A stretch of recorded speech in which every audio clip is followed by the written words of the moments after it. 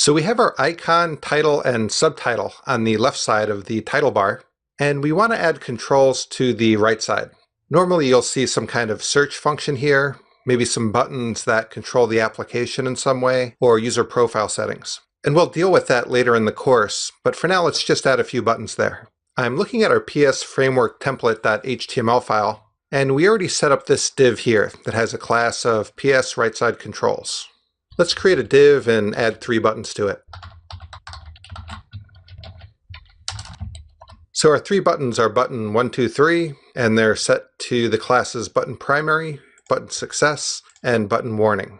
And you can see that we need to get some styling done and maybe even use the Bootstrap grid to get these to show up in the proper place on the right.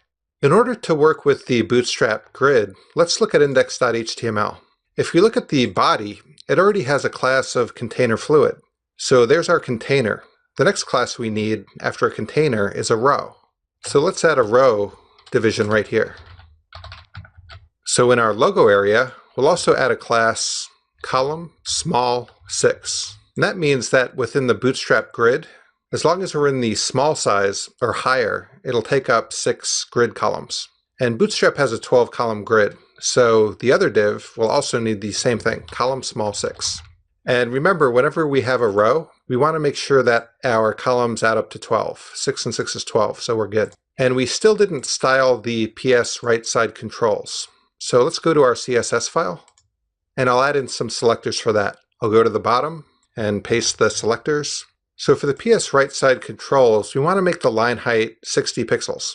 And the reason for doing that is we want to be able to vertically center whatever controls we place in there. And I chose 60 pixels because it's a little bit bigger than the size of our image, which is 50 pixels. So this allows the images to look good on the right side. We also want to take our PS right side controls and grab the div underneath it. And actually, instead of center, we want to text align it to the right. We want to pull everything over to the right side.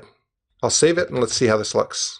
So now it's looking good. We have our buttons on the right side and they're centered, and we're on our way. I'll hit F12 to bring up the developer tools.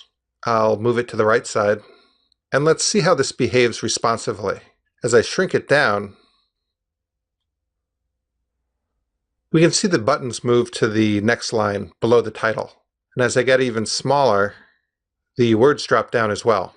So this isn't responsive yet. We still have a little bit of work to do.